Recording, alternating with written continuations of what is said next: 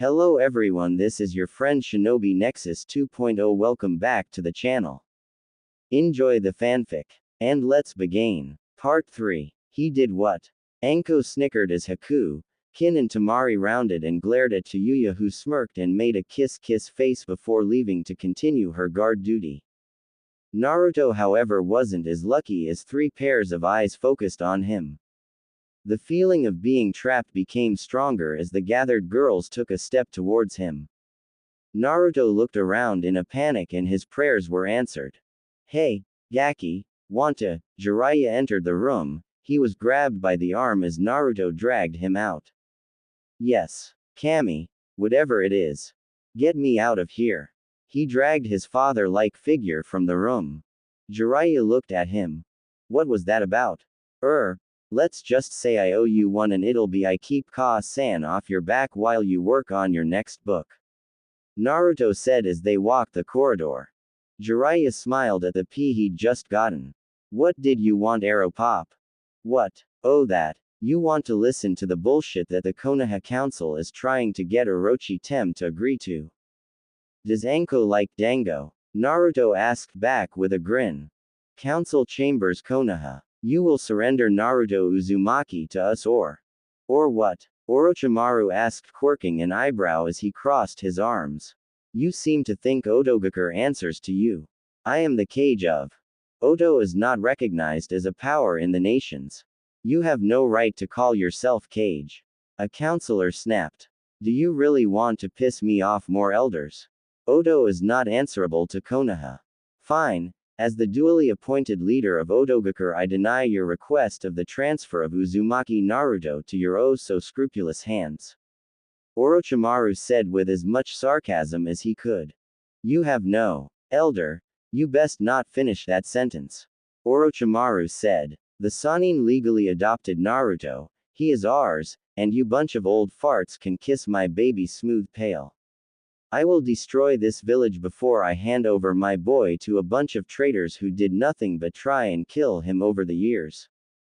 He looked at Sarutobi. I am sorry, but due to actions of your council Lord Hokage, I am hereby withdrawing my remaining teams and we are leaving. You can't do that. Several voices called out. Why not? Orochimaru asked, crossing his arms and raising an eyebrow. You would condemn Sasuke Uchiha for the sake of the demon. Homura, one of the Hokage's former teammates, asked. The Uchiha means nothing to me. Orochimaru said. You all seem to forget once again, I am the leader of Otogakur, and not part of Konoha. Because of your lax security measures, 2 of my genin are dead and a third is in critical condition.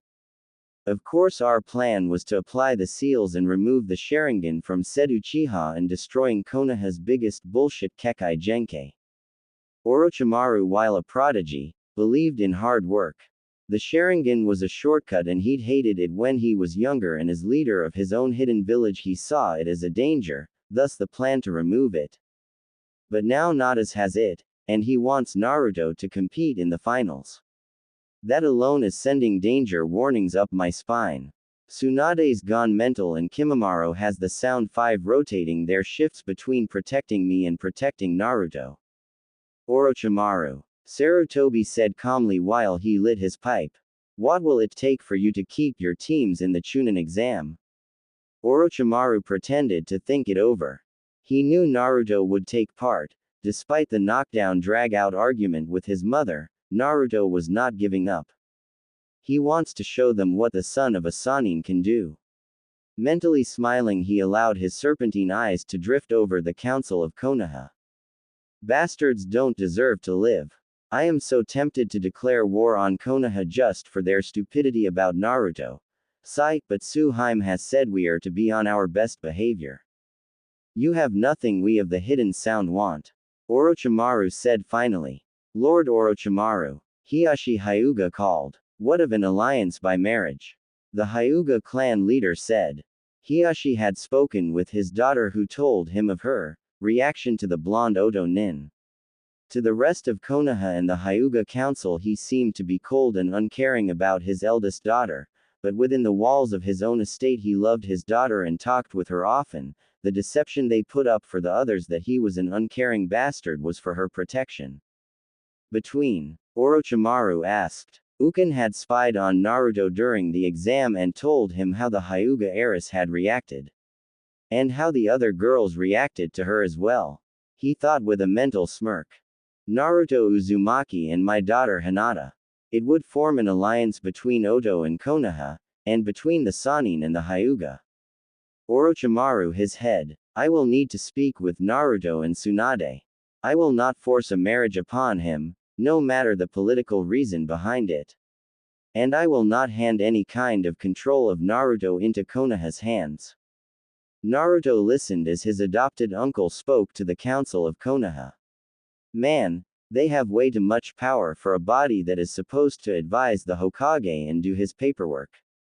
The blonde thought. He nearly choked on air as the Hyuga mentioned marriage. What? I'm too young. Naruto mentally rallied, and next to him he could feel Jiraiya shake with his restrained laughter. Shushing away he left the Toad Sannin under the Genjutsu and appeared on the Hokage monument.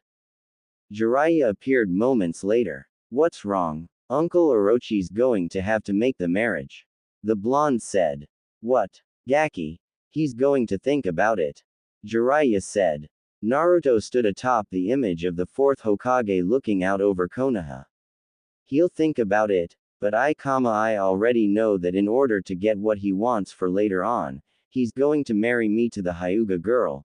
Don't get me wrong, she's cute in that mousy type of shy girl way that makes me think she's going to be a wildcat in the bedroom.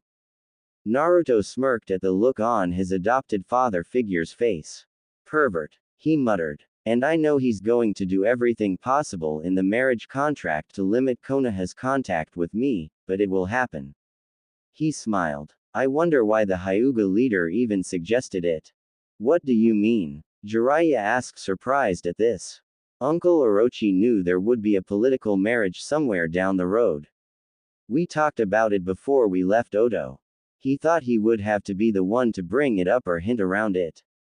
The Hyuga brought it up, meaning there is something he wants. You're getting too good at this, Gaki. Jiraiya said, shaking his head.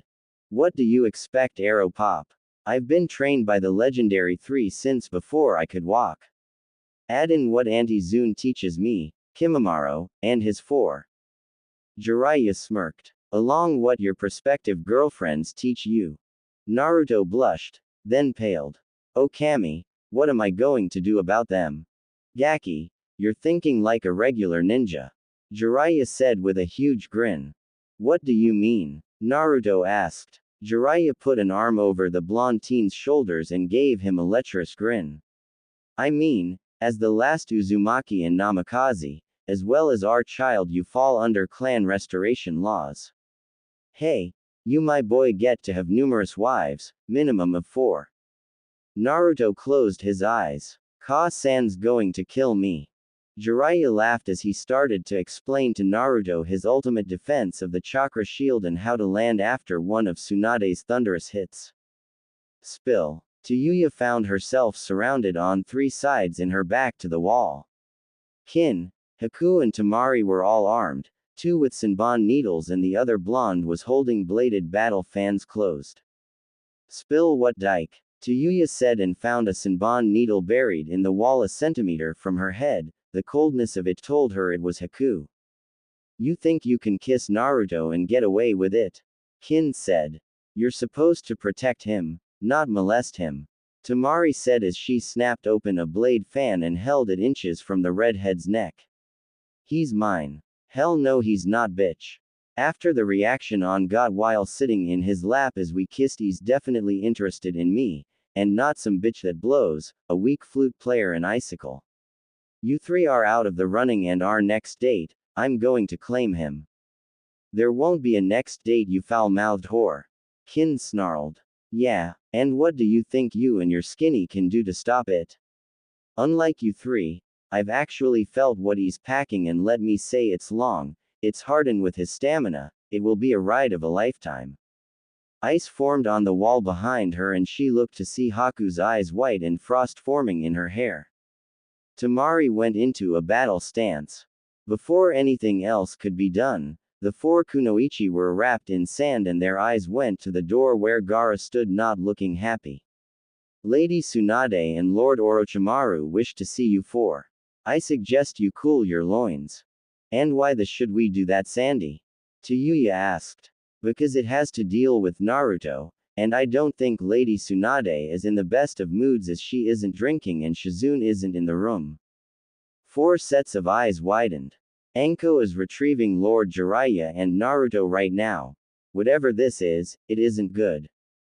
Gaara walked away, the sand around them dissolving and following him like a lost puppy. I didn't know he could talk so much. Tayuya said. He usually doesn't. He and Naruto seem to communicate with looks and grunts. Kin admitted. However, it's gotten better. That's the most he said without Naruto prompting him. Kin said as she slipped her senbon away. Tamari looked at where her brother had gone before she slipped the battle fans away. We better go. Whatever has Lady Tsunade mad isn't good, and it always centers around Naruto. You're joking, right? Orochimaru looked at Naruto with a raised eyebrow. Of course he's joking, Naruto-kun. Haku said. Kin and the others looked at the Sannin/leader of Otogakure, their gazes telling him he better be joking. It's no joke, Orochimaru began, but he leapt aside as Tsunade's fist took out the wall he'd been leaning against. I told you never. My uncle and grandfather never wanted those laws, they were paid by stupid civilians looking for ways to marry into the clans. Hime, please, Jiraiya began. Don't hime me, you bastard. You know how I feel about that. It's one thing for Naruto to date several girls, but there will be only one Ing wife. And she sure as hell isn't going to be some slip of a girl he's never met other than in Ping. Haku, Kin, Tamari and Tayuya were sharing looks and similar thoughts. Naruto was looking at Gaara, who Naruto would swear was laughing behind his sand armor, while the sand kept the face impassive. Orochimaru sighed. I swore I would talk with Naruto, I did. He's not doing it. Your agenda, Orochimaru. Tsunade said. Many thought Tayuya had a foul mouth, they were never around Tsunade when she was well and truly pissed off. Those that were didn't remember, likely due to the concussion from her finger flick of doom trademark. Hime, I understand, and I wouldn't, Orochimaru was saying, but Tsunade wasn't in the mood to be placated. Damn right you won't. You march your pale skinny back there and tell the Hyugas and the rest of those old bastards they can take the Hokage monument and shove it. Knock, knock, knock. What? The door slipped open and Sakin opened the door. Sorry to interrupt, but there is a small group of Hyugas at the door asking to see Naruto-sama and Lord Orochimaru. Tsunade growled and her eyes locked on Orochimaru. Thank you, Sakin. Put them in the waiting room and have tea prepared. Orochimaru said. The door slid shut. Oh, you are not Ing. Tsunade. Orochimaru said, his voice even. As I said, I am not forcing Naruto to do anything. His serpent-like eyes rested on the blonde. Force no, but put a guilt trip you would. Tsunade looked at her adopted son. Naru-kun, don't do this out of duty. Your uncle is playing a game, and I for one don't like it. Naruto looked straight ahead, his gaze not meeting any of the girls who all were looking at him as a hawk watches a mouse. I know Uncle Orochi is playing a large-scale game of living shogi. It's his vice, like yours is drinking and gambling, and arrow pops is peeping on the women's baths. 6 growls filled the room and Naruto knew Shizune was with the others. Jiraiya's whimper told him he knew he was a dead man walking. However, while the game is in play, we should use every means. I'm not saying I'll agree to this marriage, but Naruto-kun no. Haku said first, her hand touching his forearm. Tamari, Tayuya, and Kin all put hands on his arm or shoulder. Orochimaru stood. I will go and speak with the Hyugas. He smiled at Tsunade, who was on her feet. And you will tell them that Naruto isn't going to marry. First off, he's too young, and secondly, she looked at the 4 girls, he's already got a prospective girlfriend. Naruto looked at the 4 girls who were giving him the look, and he shuddered. I'll come with you to disappoint the Hyuga's uncle, he said and was out the door, Jiraiya's laugh chasing after him, which was soon cut off as Jiraiya made a new skylight in the room thanks to a Tsunade packed punch. Thank you for meeting with us, Lord Orochimaru, Hiashi Hyuga said once Orochimaru was seated across from him and his daughter. Naruto took a seat near his adopted uncle and his eyes on the pale-eyed girl from the exam. I have spoken with my nephew, Orochimaru began, but Hiashi held up a hand. Please, before you deny me this chance to save my daughter, allow me to speak. Orochimaru nodded. He had a feeling that the Hyuga was looking for more than he said in the council chambers. May I speak freely here, Lord Orochimaru? Hiashi asked. You may. Naruto has my confidence, and if a person gets past the Sound 5, well, I'm well aware of the amount of damage that could take. The snake Sannin said with a smirk. Hiashi looked at his daughter. I wouldn't force a marriage on my daughter either. I beg of you, however, to take her to Oto. The Hyuga elders wish to mark her, even though she is eldest, they find her lacking due to her kindness to others. Orochimaru scowled. And you allow them to continue to have power? Hiashi sighed. Much has changed since the Sannin were in Konoha. Clan councils have more power than clan heads, and the village council that once was only an advisory role to the Hokage now wield power that could upset his. Orochimaru sighed. Sarutobi-sensei mentioned this in our private talks. He said softly. You know what the council wants with the boy? Hiashi said, his eyes landing on Naruto, who gave a lopsided grin. They can try. Like your father, Hiashi muttered. Orochimaru laughed. Minato was a character. He looked at the girl who was looking at his adopted nephew and he chuckled. What will you have me do, Hiashi? I won't force a marriage, and Tsunade would kill any who tried. Hiashi nodded at this. I would ask for pardon, Naruto said. What of Gaara? Orochimaru looked at the blonde and Hiashi frowned at the interruption. What do you mean? The Hyuga head asked. My teammate, and best friend Gaara is the son of the current Kazekage. He is also a Oto Genin. If you want a mock hand fasting, what better security than that of a current cage? Naruto sighed. Besides, I have enough trouble with 4 girls, if I were to even pretend to do this, I'd be killed by one of them before Ka-san could even lift a finger. Orochimaru had to admit his nephew was right. The 4 girls that surround him would kill. He looked at the Hyuga heiress who looked down. What you say is correct, and with Gaara she would not only have the protection of Oto, but of Suna as well. Hiashi nodded. And when you clean your clan up, she can do as she pleases. Orochimaru continued. Naruto stood. I'll go and speak with Gaara. He paused and looked at Hinata. Lady Hyuga, would you like to meet him? She twitched and fiddled her fingers together, and after a look to her father she nodded. The 2 adults watched them retreat. You've done a wonderful job in raising him, Hiashi said. That task was Tsunade's. I'm just the doting uncle who taught him cool jutsus and how to make poisons. Orochimaru said. You've all raised him. I bet he hasn't shown a tenth of his skills. Hiashi said. You are right. Of course it's an argument between us which of us he's going to replace as a Sannin when the time comes. Retiring? Hiashi asked with a grin. Well, I am the leader of Oto. Jiraiya wants to work on his books and Tsunade. He shook his head. Naruto and Anko we've raised to succeed us. He finally said. We've taught them both all we know, and we've tried to teach them right and wrong. Hiashi was quiet as he thought. I always wonder how things would have turned out if Naruto had been raised in Konoha. Orochimaru snorted. He'd either be a cold, emotionless weapon, an idiot, or dead. You really don't see Konoha doing well for him, do you? Hiashi, since the day he was born and the Kyuubi sealed in him, he had numerous I-Nation attempts, one of which was his father's own pupil. His return here for the exams has been nothing but looks of hatred.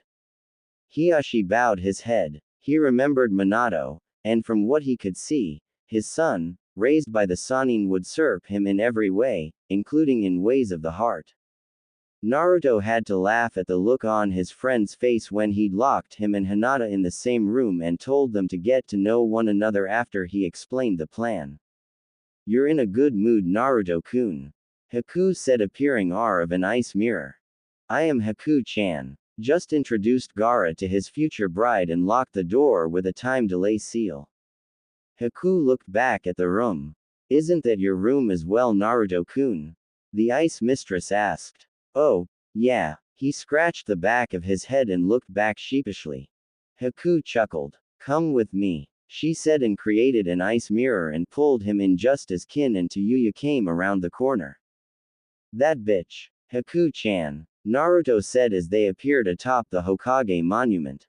His question was cut short as Haku leaned in and kissed him.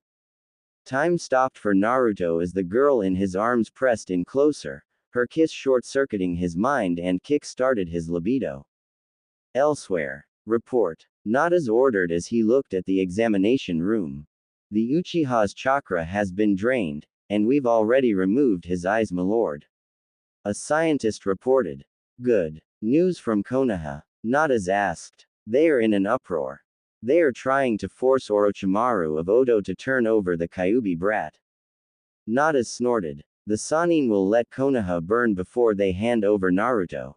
Nada's muttered and stopped. "Get me Kano. I have a job for him." "As you command, Lord Nadas." The skull-masked Nada stood looking at the tank where Sasuke Uchiha floated in chemicals with numerous tubes running into him. "Don't worry, Sasuke. You'll be returned to Konoha, just different than when you left." He looked at the two tanks of chemicals. "Chemical X. Wonder that will do to you." He nodded to the doctor as he turned to meet with his warriors. "Much to do, and only a month to do it in." His chuckle made the various technicians shudder at his ping. The month passed quickly. Konoha's council continued to try and force Odo to give them Naruto for their sacrifice of getting Sasuke back.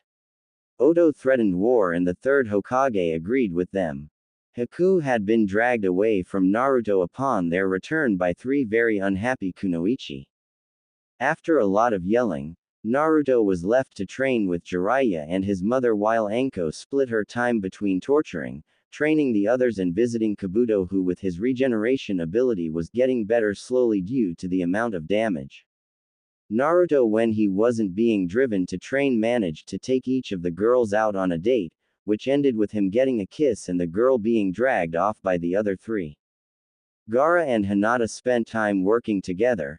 They also had their first official date while the others watched on, Temari squeezing the life out of Naruto from a rooftop across the way as they watched a very nervous Gaara treat Hinata like princess. Tsunade and Shizune had combed the village looking for anyone that was loyal. Sadly, the civilians were useless in their opinion and most of the ninja were set in their own ways. They found Hana Inuzuka, Kurenai Yuhi and Aruka Yumino to be the only ones that they could get to. Well, Anbu are well secluded and loyal to the Hokage, Tsunade had said after they returned to their hotel room. Shizune paused, seeing Naruto unconscious at the table surrounded by scrolls. What happened to him? A snort from the side drew their attention where Jiraiya was sipping tea. Brat burned through everything I had planned to show him, the Toad Sage said proudly. We raided the Konoha library and he's been copying everything he hasn't seen or the old man didn't give us when we first left. Tsunade knelt next to the young man she considered her son and brushed his bangs aside. He was exhausted to the point where he didn't even twitch. Has Orochi been back yet? The slug Sannin asked. For a moment, the fools on the Konoha council are trying to push him. I think Sarutobi-sensei is ready to caden them all if Orochi-tem doesn't. Jiraiya said as he watched his blonde teammate fuss over the sleeping blonde. Leave him alone, he's fine. I've barely seen him in a month. Tsunade said as she picked him up and carried him to his room. He's put on some weight. Muscle M. Jiraiya said. He looked at Shizune. Any luck? 3. The apprentice said softly. 3. Out of a village of nearly 600,000. Jiraiya sighed again. Minato gave his life for them, and only 3 and the old man respect his wishes. He pulled out a scroll and after scribbling on it he called out. Sakin, Ukin. The twins appeared, kneeling before the Sannin. Take this to Orochimaru. Let none but him read it. As you, Sukin began. Wish. Ukin finished and they shushined away. Where's Anko? Shizune asked. She took the girls out for training. Kabuto is in his room asleep thanks to the medications. Kimimaro is on the roof with Kidomaru. Gaara and Hinata went out for dinner. Jirobo is watching over them. He said before she could say anything about them being alone. Jiraiya sipped his tea. Nadas has been quiet since his demand. He's letting Konoha do his work. The dark-haired girl said. Master Jiraiya, what are we going to do? Naruto is going to compete, and should Nadas and his thugs try anything, we'll handle it. I admit the first time we met, they caught us all off guard. We're prepared now that we know they're out there. Shizune remembered that time long ago. Orochimaru and Jiraiya had been caught easily, that had stung the both of them. Lady Tsunade and herself had acted rashly and moved without thinking. Naruto and Anko had managed to delay Nadas and his followers long enough that the Sannin had recovered and Nadas had fled after some strange words between him and Naruto. Get some sleep, Shizune. The finals are tomorrow and we'll all need to be well rested. Jiraiya said. I'll wait for word from Orochi and then head to bed myself. Shizune nodded and as she peed Naruto's room she paused seeing Tsunade sitting on the edge of the bed watching the blonde sleep. Naruto woke with the sun hitting him in the face and he groaned as he rolled over. It was then that his eyes snapped open as he didn't remember going to bed last night. Sitting up in a rush he paused seeing his mom curled up at the end of his bed in a position he knew wouldn't be good for the spine. He studied her face. In sleep she was carefree, nothing concerning her. Reaching out he mirrored her moves from the previous night as he brushed her bangs out of her face. Ka-san, he said softly. Her eyes blinked open and she yawned stretching like a cat. Morning Naru-kun, she said and pulled him into a hug down next to her like a teddy bear. Did you sleep well? She asked. Yeah, did you? I slept. Are you ready for what happens today? No, but I will be. He said as she let him go. He looked around and noticed that Gaara was gone already. He slept in Jiraiya's room. She said. Naruto nodded and gathered his belongings for the day as he went to shower.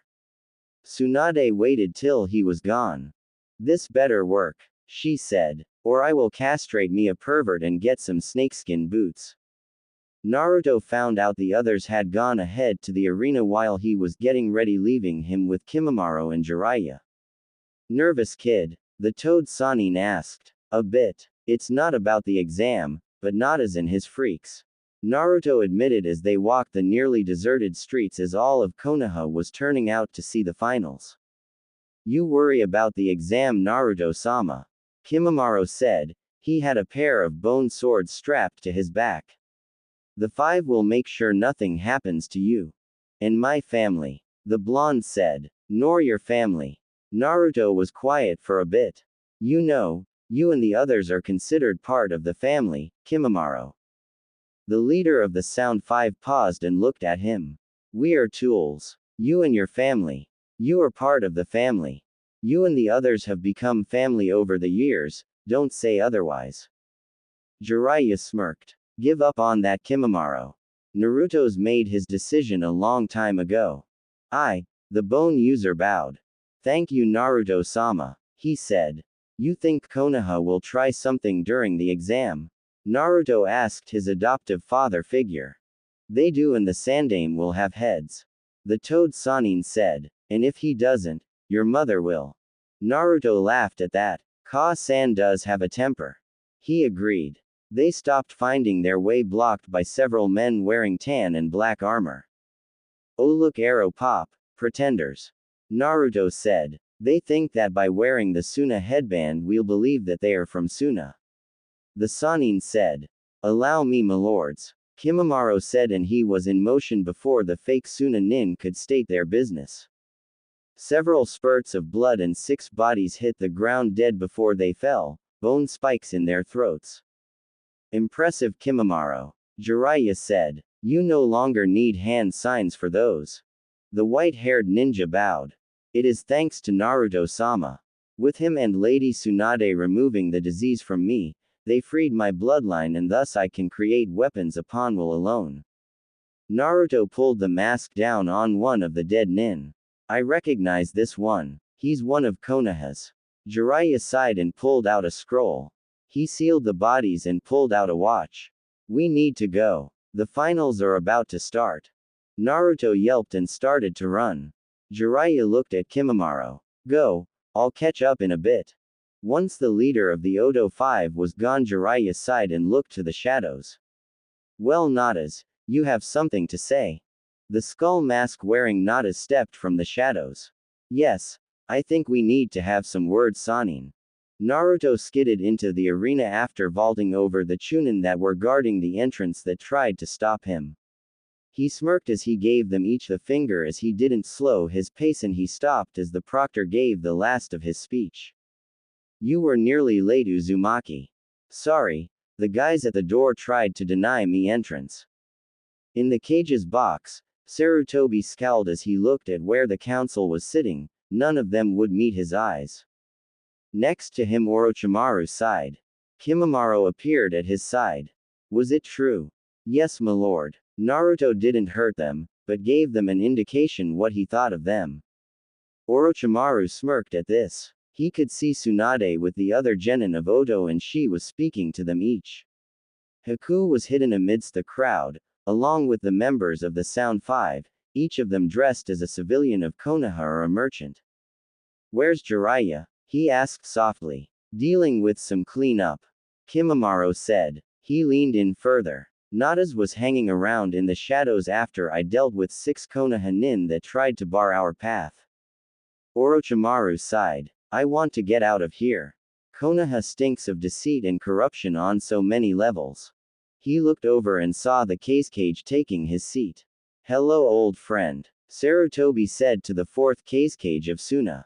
Sasuke, Orochimaru. The man said. How is Gaara doing in Odo? He asked, his veil-covered face turning momentarily towards the Odo contingent. He's flourishing in Odo, my friend. He's got friends and he's got a betrothal to Lady Hyuga. The cage's head snapped around to face Orochimaru. What? Well, I needed an alliance with Hiashi, and Gaara volunteered. Orochimaru said and smirked as he watched Gaara talking with Naruto. Your nephew has worked wonders. Perhaps I was wrong in letting Gaara go. The man said. You were, but I'm not eager to return one of my best genin now, and he wouldn't leave his friends. Sarutobi spoke up. I am sorry about the loss of your oldest boy, Kankuro. Another failure. Well, perhaps my new bride can give me a strong heir where my first wife failed with her 3 brats. The cage said. Looks like we're starting. Orochimaru said as the proctor called out the names. Would you believe me, Jiraiya, if I said I mean Naruto no harm? Nadas asked as he stood on the roof looking down after avoiding the mud trap the Sannin had tried to get him with moments after appearing. Would you believe me if I said I wouldn't trust you as far as a 10-year-old academy student could throw the monument? The white-haired sage fired back. Sigh, time is running out, Jiraiya. I just wish to speak with you. You said that years ago, and then you left and went to capture Naruto. I could have killed you and your family that day if I meant to, Jiraiya. Nadas countered. I have had numerous chances if I wanted to. Your freaks killed my students. Nadas waved a gloved hand. Bah, 2 useless idiots and some Konoha genin died. Kabuto lives, I'm told, and should make a full recovery with time. Jiraiya ground his teeth. Kankuro was a friend to Naruto's. Nadas shrugged. He's really unimportant in the end of it all. He was barely decent as a puppet master. His death served its purpose in motivating Naruto to continue. What do you hope to accomplish with this? Jiraiya asked. You never should have modified the seal. Nadas said. It threw out all the plans of others, and now I need to make things balance out drastically. Jiraiya leapt to the rooftop across the way.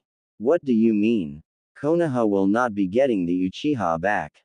After all, I have 3 of them, and while I destroyed that I have theirs, and some reprogramming, surgical alterations, and even some DNA splicing, they have become useful. Jiraiya got a cold feeling in the pit of his stomach. What have you done? Chunin Exams Arena. The 9 competitors stood in the middle of the stadium, the sold-out Konoha crowd and visitors cheered for their picks.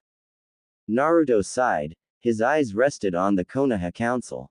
Bastards look damn eager, he thought as he stood next to Gaara. Temari was just behind them and Ryu was crouched before them. He kept adjusting his gloves and muttering, should have stayed in bed.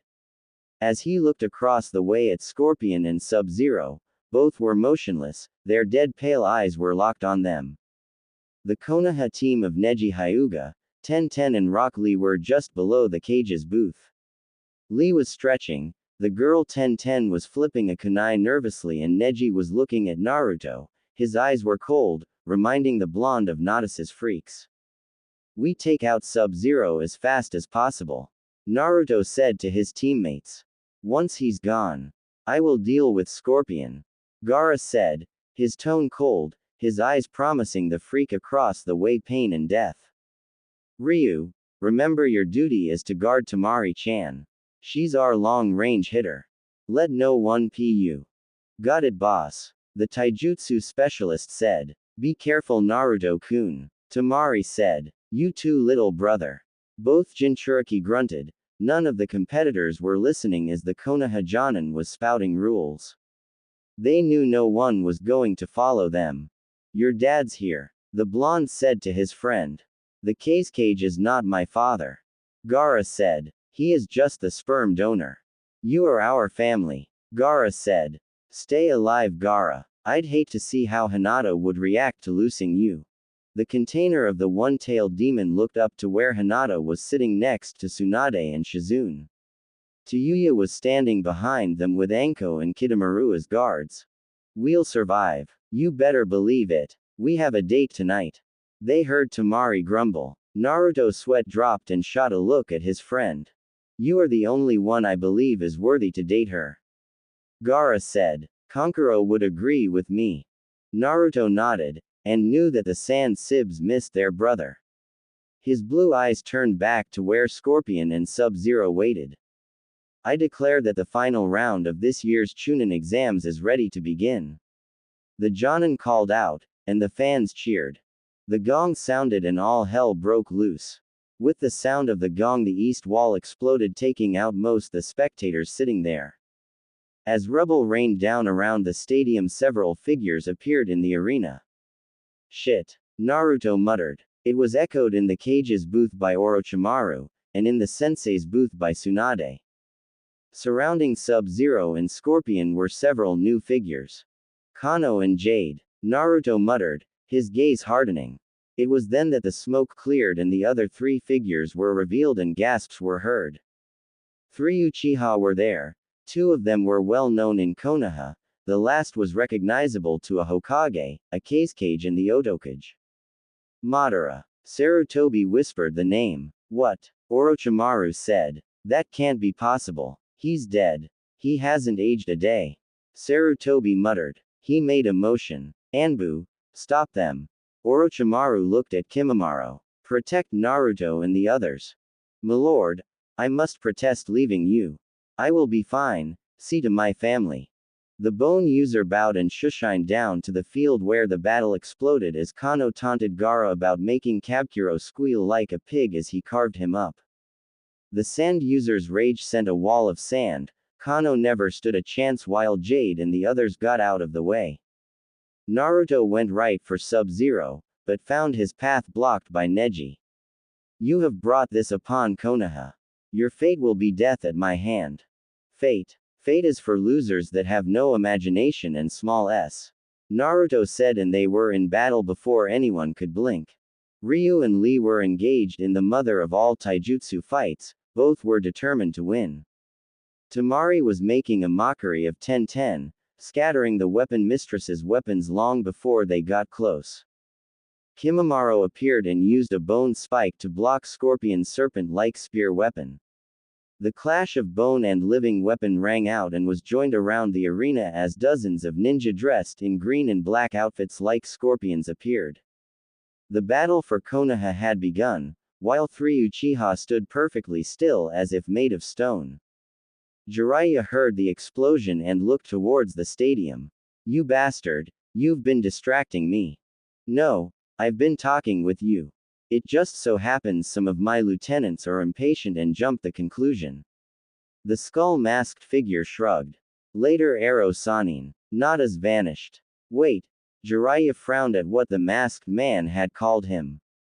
Another explosion and he swore loudly before leaping from rooftop to rooftop praying to reach the battle in time. Naruto swore as Neji attacked. "Cut it out, you idiot. Can't you see that Naruto's forces are invading?" "I have my orders," Neji said. "The council has ordered your death, and it is my destiny to deliver your fate." Naruto twisted and twirled, avoiding the deadly Juken strikes. "This nut job is serious," Naruto thought as he sidestepped and then slammed Neji's arm with a palm strike that spun the Hyuga away. What of the alliance between the Hyuga and Oto? Meaningless. Hinata is weak, her removal from the main house was foreseen long ago. Neji said as he tried to connect again and failed. "Your uncle, her father made an alliance, attacking will break it. If that is what it takes for me to fulfill my duty to Konoha, then so be it," Neji said. Shaking his head, Naruto sighed. "Then I will destroy you, and I hope Hinata will forgive me, for you shall not make her wedding to Gaara." Altering his stance, Naruto took up the hubby style favored by his uncle, Orochi, and with serpent-like quickness he avoided the Juken attacks and would strike Neji's arms and even landed several blows on the torso. Neji was falling back under the style. "You like that?" Naruto asked, watching as Neji rubbed his arms where he'd been hit. "Here's one arrow Pop taught me." He took up a slightly weaving stance. Drunken boxing. Neji attacked while his attack missed, which pissed him off. Naruto's blows hit with the strange precision, the weaving pattern, and near falls threw Neji off his game, as when he would attack high, Naruto would go low, and when he went low, Naruto would go high. Rolling away after another exchange, Naruto smirked. "If you didn't like that, how about the style designed by my Ka-san?" Neji getting feeling back charged. Naruto waited, arms crossed, until Neji was upon him, and then focusing his chakra into his arms, he connected with the finger flick of doom right between Neji's eyes. Everyone watched as Neji acted like a stone skipping across a pond as he skipped across the arena floor until he hit the wall where he was embedded. "You're getting better." Naruto turned and grinned at Anko, who slit the throat of one of the green uniformed ninja. "7 skips," he said. "Where's Ka-san?" he asked his sister. "Dealing with an infestation," Anko said, and Naruto turned to see his mother fighting another of Naruto's freaks. Jade. Naruto took the moment to look around. The cage booth was a war zone as the cage had turned on Orochimaru and Sarutobi. The veil was removed and it showed a man with pale skin, a long black braid of hair and goatee. "Shang," Naruto muttered, seeing the mage that was in the bingo books. "Don't worry, Uncle O has it in hand. We need to make sure the freaks don't get any civilians." "We're helping them, why?" Naruto asked as he kicked an enemy nin away and into the path of Tenten's weapons barrage. "The Konoha nin are attacking us as well as them." "I know, but your mother's orders." Naruto muttered about this being a bad idea. His gaze found Gaara destroying Kano and his thugs. Haku, Kin, Tayuya and Haku had Sub-Zero contained. The Konoha Jonin are playing around too much. Naruto saw. "Don't worry about them, little brother. Kill the freaks, keep moving. Remember the plan." Naruto nodded and leapt into the air. Doing so saved him from being crushed under Ryu, who had been kicked by Lee. Both fighters enjoying the battle and had removed their weights, neither was holding back. Anko shook her head and hurled a kunai at another nin. It caught the idiot between the eyes and was buried up to the handle. This reminds me of the time at that coastal town and all those pirates. Anko said as Naruto landed nearby atop another nin, driving him into the ground like a nail. Which time? Anko grinned as she drew a trio of throwing stars and smirked. Tuesday before we came here. Naruto laughed. I don't think that captain will ever walk upright again, Ne-chan. The siblings were cutting through the green-attired nin with ease. Naruto saw the Uchiha not moving. What's up with them? Not sure. But you notice they all have their eyes covered. Anko pointed out as she stabbed another ninja while Naruto ducked one and performed a mule kick that sent a poor nin flying in between Ryu and Lee as they both went for powerful kicks. Said nin found his ribs turned to powder and died before he hit the ground. They're endless. Anko noted as Naruto's forces continued to pour through the hole in the stadium wall. Just more to kill, sis. Naruto shot her a grin. Gaara looked at the remains of the criminal Kano and his thugs. My brother has been avenged. He turned his gaze and leveled 10 green-clad ninja with a sand wave. His dark gaze looking for several people. Tamari and the Konoha Kunoichi had stopped fighting one another and were now fighting a pair of Naruto's freaks. A woman in a purple leotard with a pair of sai and another woman with long black hair streaked with white. He saw Naruto and Anko destroying ninja left, right and center, while Ryu was still fighting the Konoha nin with the freakish eyebrows. Gaara looked for and found his Hinata fighting with Kin, Haku and Tayuya in containing Sub-Zero. He decided to help them, but found his path blocked by another of Naruto's freaks. This one seemed to be made of shadows. Move or die, Gaara said coldly. The black ninja made a bring it motion, and Gaara, one to comply, sent a sand spike at the strange nin. It missed as the shadow nin melted into the ground and reappeared a foot away. His foot lashed out and connected with Gaara, sending him several feet back.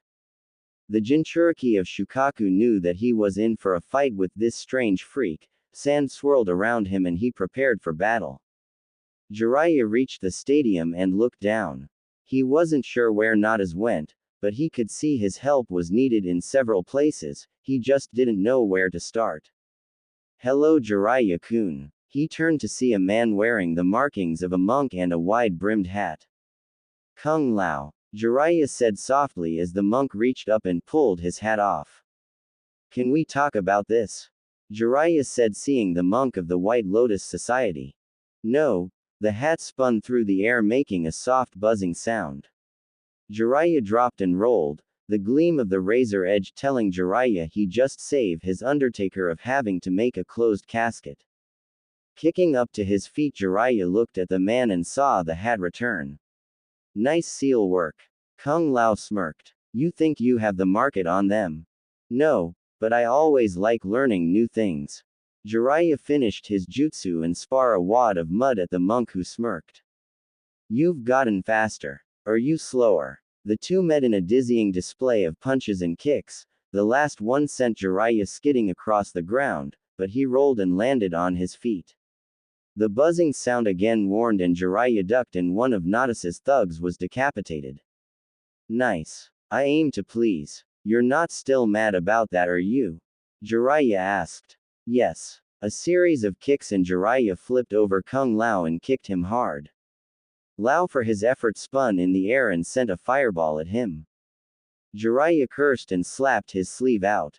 Damn it, do you know how expensive this was? Sorry. Kung Lao said with a grin. He moved to grab his hat again, which had reappeared on his head. Wait, Jiraiya said. Kung Lao lowered his hand and quirked an eyebrow.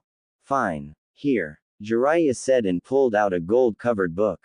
Ica Ica, the Ultimate Final Fantasy Platinum Edition Omnibus. He said and handed it to Kung Lao. The only edition. The hat-throwing monk smiled as he took it gently, cradling it like a newborn baby. Are we square now? Kung smiled and whistled. 40 monks wearing blue robes entered the stadium. We're square. Kung Lao took his hat off and threw it, decapitating 3 of Naruto's ninja. Attack. The monks swept across the field separating Konoha nin and Odo forces from notices and attacking the green-clad ninja with the skull marks. In the cage booth Orochimaru and Sarutobi looked at the man who had posed as the cage. Shang Tsung. Orochimaru said with distaste. Nada's is really scraping the barrel's bottom if you're here.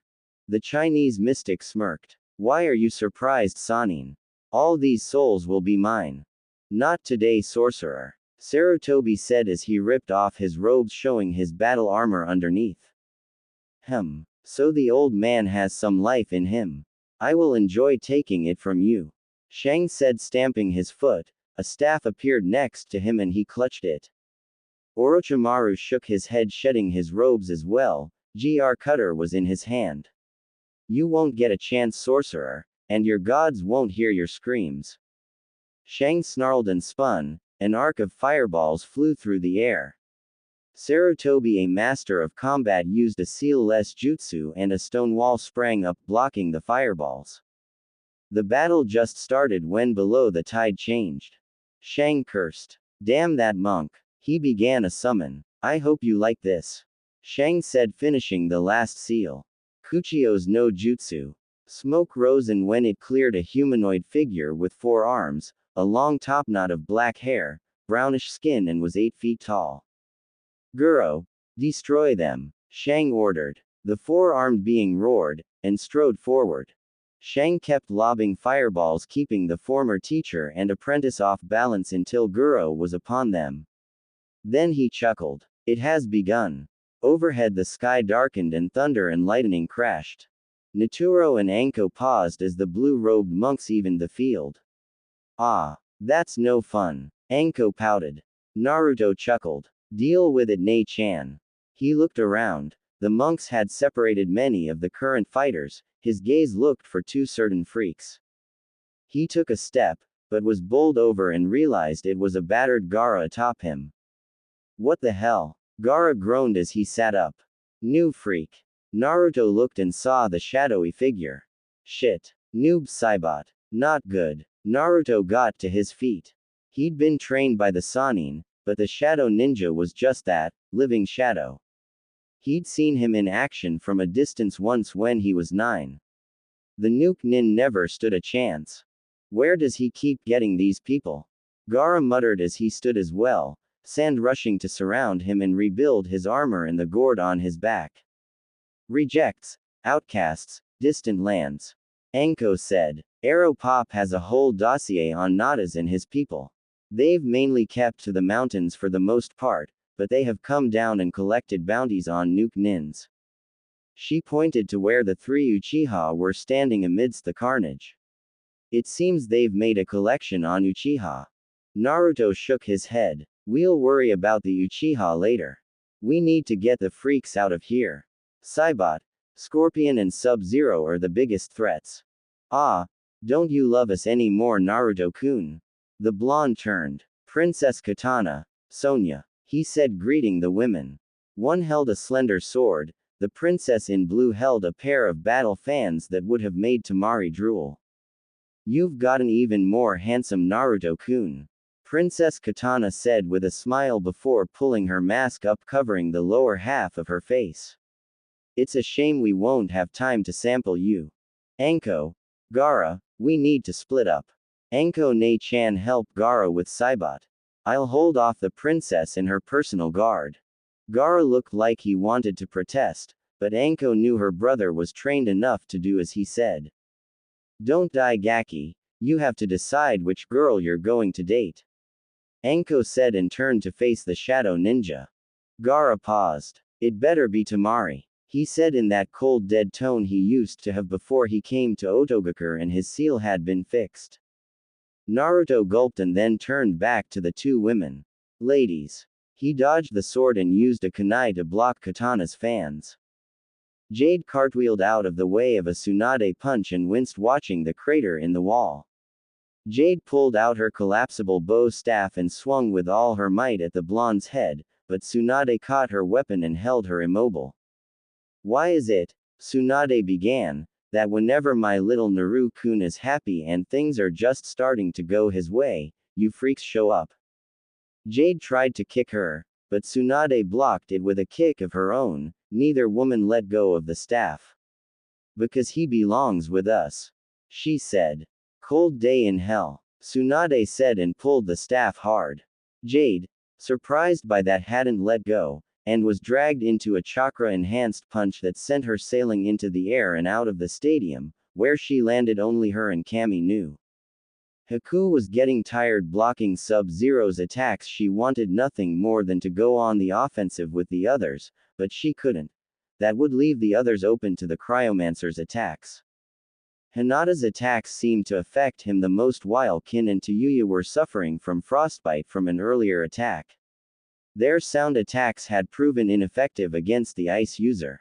She used the ice mirrors of her bloodline to block Sub-Zero's attacks. The taijutsu was handled by the other three, but even they were getting tired as the freak's aura was sapping their strength as if they stood in the middle of blizzard. The cold effect was dulling their senses and they had to do something about soon. Scorpion and Kimimaro were at a standoff. Neither got the edge of the other. Their uniforms were slashed and burned. Scorpion's symbiotic spear had been decapitated twice and regenerated its head. Kimimaro had bone blades running down his forearms and bones were sprouting along his legs like wicked blade spikes. Their punches and kicks met with bone-cracking force, neither showed it. Monks tried to get between them and died violently at the hands of a fireball from Scorpion. Kimimaro used that and shushined behind him and rammed both forearm bone blades in Scorpion's back and out his chest. Still the orange and black-clad nin didn't make a sound. Kimimaro pushed him off his blades and used a moment to gather himself, his eyes looking for Naruto. He saw him fighting Katana and her guard. He took a step before stopping as Scorpion's spear exploded out his chest from behind. Get over here. Kimimaro felt himself yanked back. The kick sent him into the air and he looked to see Scorpion materialize above him and with an axe kick send him rocketing back to the ground where he impacted, leaving a crater. Kakashi slit the throat of the skull-marked ninja in green and black. He turned and saw the three Uchiha standing there. Rushing across the field he grabbed his prized student. Sasuke. Sasuke, you're back. Answer me. The one-eyed Jonin said, but the Uchiha made no response. Kakashi felt a presence behind him and turned to face the skull mask of Nada's. Sharingan Kakashi Hatake, the copycat ninja. The skull-masked nin said, his tone cold. I believe it's time we talked. Who are you? A dark chuckle came from Nada's. You're not ready for that, Kakashi. He snapped his fingers and Kakashi's word went out as he was struck from behind. How? Only Sasuke was behind me. Kakashi remembered thinking before nothingness set in. Ah. Naruto managed to avoid the wind slice from Katana, but Sonya nicked his shoulder with her sword. Ladies, I thought we agreed no rough stuff. He said as he spun away and thanks to Orochimaru and Jiraiya's endless training sessions, formed a one-handed seal and an earth spike shot up between him and the two very dangerous women. Ah, Naruto-kun, Sonya said with a grin. Don't you love us anymore? Katana finished resting her fans on her shoulders. Didn't love you before, he muttered as he looked at the wound on his shoulder as it closed. The only indication that he'd been hit was the tear in his shitten jacket, and the bloodstain. Ah, man, Ka-san's going to be pissed. He said looking at the two women. This shirt was brand new. Neither woman said anything, but he did notice them checking him out. No way. I have enough with Haku-chan, Kin-chan, Tayuya-chan and Tamari-chan. I don't need more, he thought as he sidestepped Sonya's chakra rings. He watched as they hit a Konoha Anbu and sent him flying. Let's get dangerous, he said and threw down a smoke bomb, allowing it to envelope him. Katana and Sonya looked around. Where is he? I don't know, princess, I can't sense him. Sonya answered, bringing her katana up into a defensive position. Around them the smoke bomb seemed to grow instead of fading away. I am the terror that stalks the night. Naruto's voice took an animalistic growl as it seemed to come from everywhere. Both women went back to back. I am the wind that fills those perky. This isn't funny anymore, Naruto-kun. Sonia muttered, looking around, seeing shadows moving in the smoke. Highness, use your fans to remove the smoke. Katana did, and was frustrated when the smoke stayed where it was. Sonia tried to dispel it, thinking it was a genjutsu, but that didn't work either.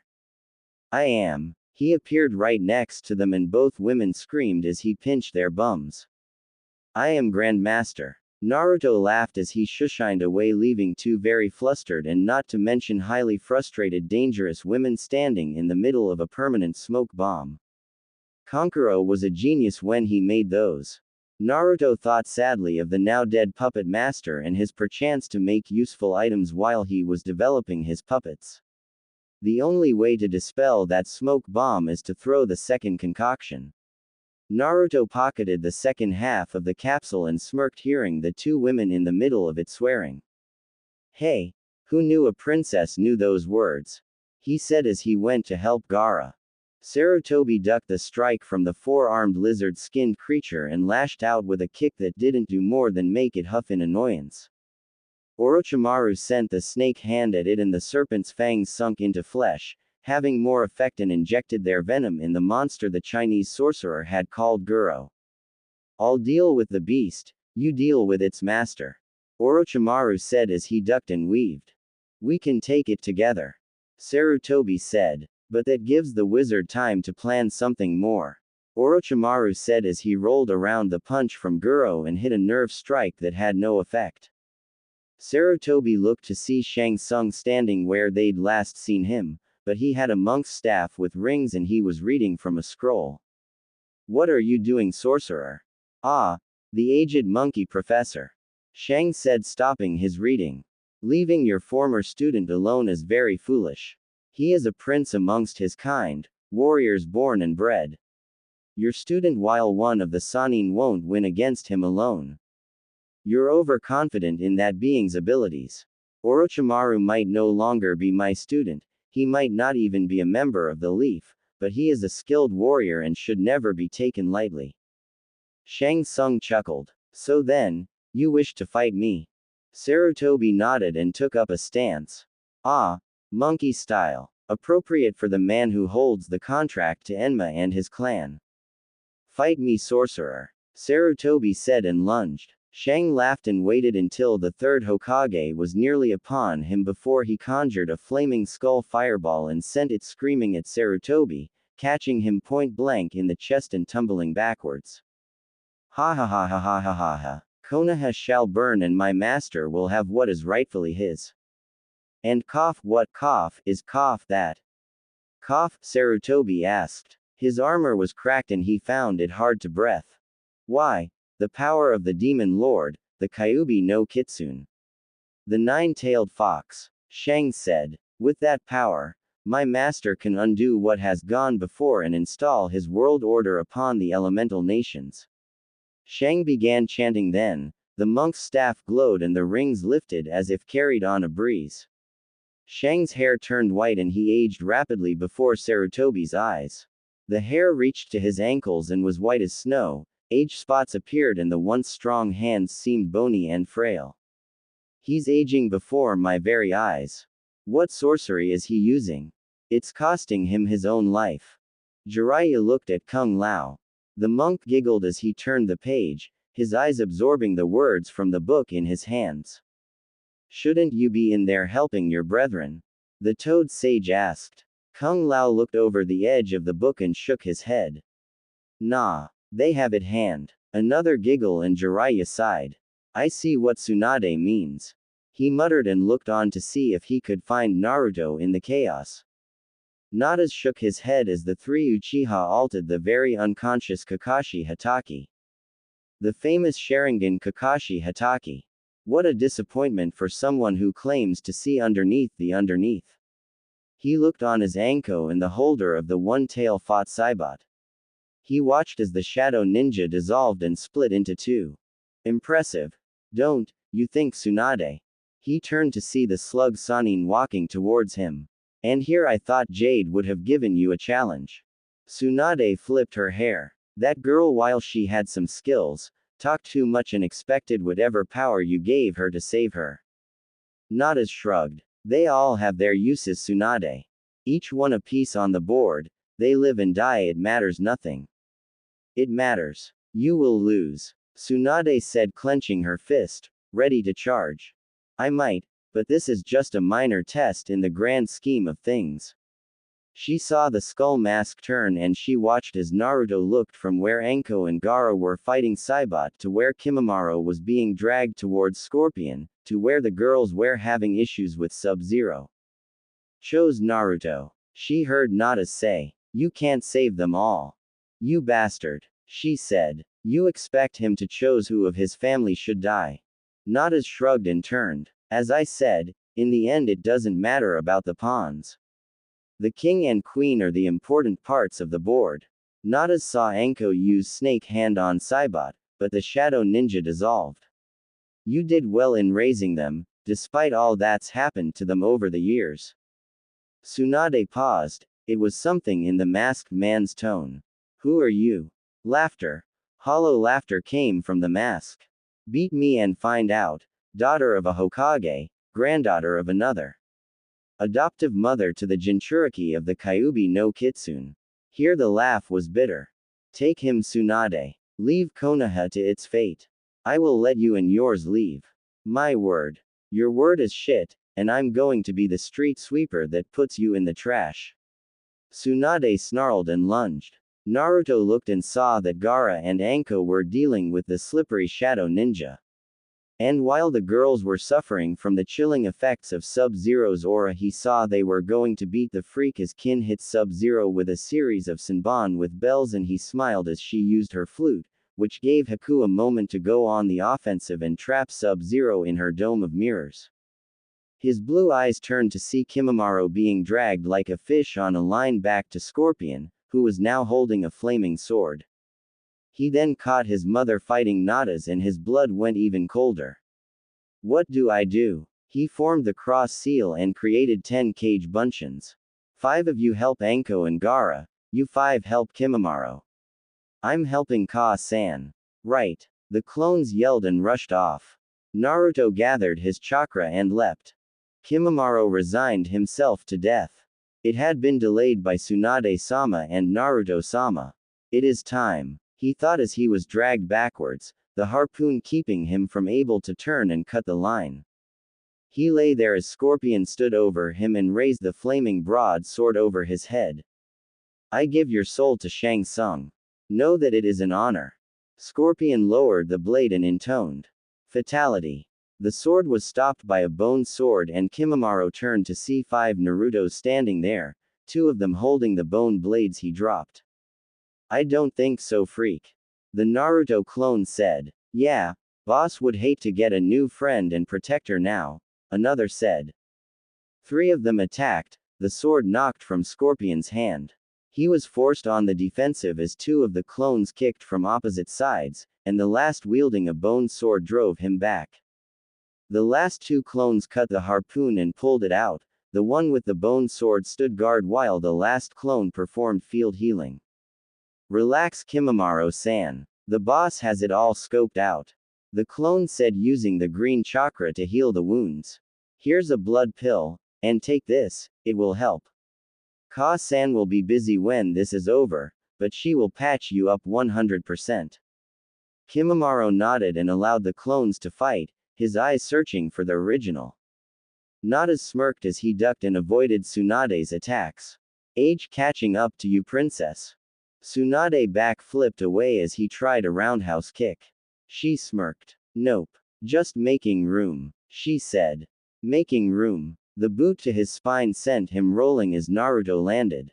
She was giving me room to kick your. Nada stood, his spine aching. Ah, Naruto-kun. So nice to see you coming to play. Decided to leave your family and friends to die? Nah. They are taken care of. Nada's looked to see clones. Ah, yes, you famous shadow clones. Sarutobi shared that with you. I am impressed. You're going to be more so when I'm done with you. Naruto said, taking on a new stance. I don't know that style. Nada said. Naruto grinned. Let me show it to you. in detail. The kicks connected. Both Naruto and Nada staggered back, their calves aching from connecting. Not bad, Naruto. I must say, leaving you with the Sannin was a good decision. They've taught you well. You'll find out I'm full of surprises. Naruto said and lunged, feinting with a lunging right hand, then spinning with a back heel kick. Wonderful. Nada's muttered, avoiding the volley of kicks the blonde threw at him, and tried to tag him with a finger strike to the shoulder, but Naruto ducked. As Nada's was recovering, Tsunade came in and with an earth-shaking punch sent him reeling. What is this? Tag team wrestling? Nah, but I can't let my little boy face an evil son of a bitch like you on his own. He's 16, and he's got to give me grandchildren someday. Ka-san, Naruto said, scandalized as he entered the fight with a bicycle kick that Nada's managed to block, but Tsunade slipped in with a mid-kick that caught him in the gut. I think I ed up. The masked villain thought as the two blondes were on the attack and he was finding himself outgunned. Sarutobi knew that if Shang Tsung finished his ritual it would be bad for Konoha. He summoned Enma, who transformed into a golden staff. Using chakra to enhance his speed, he sped up and actually connected the strike, sending the now aged sorcerer reeling out of his circle and over the edge to the ground below. Sarutobi sighed as he peered over and saw Shang Tsung's body impaled on a flagpole. He wiped his brow and turned to help Orochimaru, only to see that his former apprentice had it well in hand. Orochimaru was amazed at the power of the creature called Guro, but that's all the beast had was power. He's an engine of destruction, that's for sure. But he has no finesse and no real speed outside of a straight line. The snake Sannin used that and kept a steady array of strikes and various serpent-based attacks he'd developed over the years. His body twisted, stretched and bent in ways no one thought possible. Naruto when he was younger called me Slinky. The Sannin thought as he dissolved into a mud clone and reappeared behind Guro, ramming a kunai into one of the beast's joints. Guro howled in fury and pain and tried for a backhand, but Orochimaru dissolved again and reappeared right in front of the monster, and with a snake hand jutsu had Guro wrapped up in numerous snakes. They sank their fangs into his flesh and deposited their venom. Orochimaru melted away again, and reappeared behind Guro as the four-armed monster dropped to his knees. GR cutter in hand, Orochimaru smirked. Don't lose your head, old chap. He swung and Goro's head went flying. Oops. Too late. Orochimaru turned and smiled. You look like crap, sensei. Sarutobi sighed as he came over, leaning on the Enma staff, the smoking armor indicating where Shang's fireball had hit. I'm getting too old for this. Ain't that the truth? Orochimaru said and accepted the swat on the arm. Still young enough to take you to task, brat. Both leaders looked for their precious people, both looking for a certain blonde with whisker marks. Anko loved to fight, but at this time, Noob Saibot was pissing her off with the constant melting into shadow on the ground and squirming away. I'll get you yet, you bastard. She thought, already forming the signs, and when he appeared again she spat the fireball at him. He was caught, and before he could move he was wrapped in sand. Sand coffin. Gaara snarled. The shadow ninja had tagged him several times, the healing factor the only thing saving Gaara from having to explain the cuts to Hinata later. Sand burial. He clenched his fist. At first there was nothing, and both wondered if Saibot had slithered away, but Gaara kept squeezing and eventually there was a squelching sound and soon blood dripped from the sand. Slippery bastard. Anko spat a gob of blood from when Saibot had tagged her earlier with a haymaker as he had risen from the shadows at her feet. Gaara sighed as the sand slithered back into the gourd on his back. His gaze looked around the battlefield. The monks were turning the tide, many of the Konoha ninja were injured. His eyes saw 5 Narutos coming his way and he blinked. What's up, Gaki? Anko said. Boss wanted us to help you, but it seems you don't need us. The clone said, stopping before Anko. Yeah, we caught him barely, but Saibot's nothing more than a smear on the sand. One clone patted Gaara on the shoulder. Good job. HN. The redhead said, and they saw that the girls could use a hand. Let's take care of Mr. Freeze there and party. Anko said.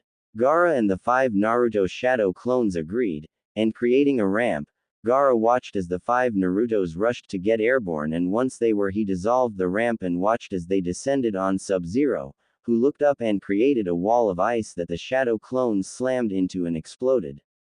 Snake Hand Jutsu. Anko launched her attack, Sub-Zero backflipped, and had to dodge an attack from Kin then to Yuya. Pitiful little Nin. I am not impressed. He melted into a puddle, surprising them all. Can he do that? He can't do that, Anko said and looked at Haku.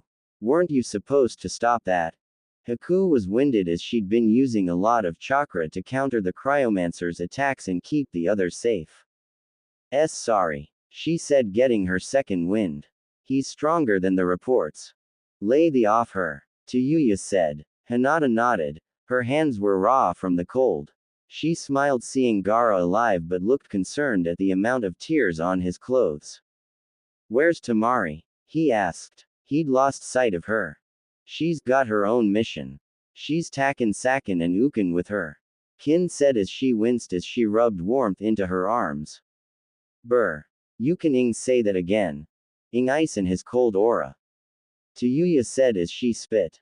Where is he? Anko said looking around. Upset that the freak had left. Look around. Gaara said, and it was then they noticed that most of Nautilus's forces were missing. Across the field they saw Scorpion vanish in a blast of flame, and if they could guess, the fighters in the smoke trap were gone as well. Look, Haku said. They all turned to see Naruto and Tsunade fighting Nautilas. Oh man, they have him. Kin said. Shizune hurried across the field with the Oto medics. They saw her heading for Kimimaro and the Naruto clones. What should we do? Gaara asked looking at Anko. Form a perimeter. She told Gaara. Kin, to Yuya, find our Otokage and make sure he's alright. Hinata, you've gotten basic field med status right. The former Hyuga nodded and looked at Gaara. Go, he said. Stay safe. She nodded and they touched fingers before she left with the other two. Haku, here's a couple of chakra pills. Anko said. We might need you if the freak force shows up. You too, raccoon boy, she said. Both said nothing and did as Anko told them. Let's go. Kung Lao looked around and sighed. Well, it's time. Be well, Jiraiya. Wait, where are you going? The white-haired toad sage asked. Our task here is done. The monk paused as he slipped the book into a satchel. Beware the coming days. Nautilus's plan worked in ways no one knows. With that, Kung Lao vanished in a white light. Damn it, Jiraiya muttered looking around. Nautilas was concerned. His troops had retreated like planned, but the fight with the slug Sannin and the Kyuubi container was keeping him from making his own escape. One would attack while the other rested. Thus far it was taijutsu, but Nautilas knew that any ninjutsu now would mess up his plans. He ducked a kick from Tsunade and lunged at Naruto, burying a hand in the whisker-marked blonde's gut. He seemed to tap it 5 times. 5 palm. Elemental seal. He roared and then flipped over Naruto. The skull mask was dirty and cracked. Take care of him. I'll see you all soon, I'm sure. He dropped a scroll and leapt into the air where he vanished in a blast of smoke, and Tsunade would later swear golden light. Naruto. She yelled as she rushed to the blonde, who was doubled over in pain, and totally unconscious. Shizune. Jiraiya. She screamed for her apprentice and her teammate. Orochi. She rolled Naruto onto his back. His shirt where Nautilas had last struck was burned away, and there were 5 marks upon the seal that the Yondaime had placed. Stay with me, baby, stay with me, she said as she felt his pulse becoming erratic and his breathing shallow. Jiraiya. Get your fat here, she screamed. Anko dropped to her knees along with Haku. Both looked shocked at how quickly things had changed. Jiraiya skidded to a halt on his knees. He looked at the seal and gulped. Oh shit.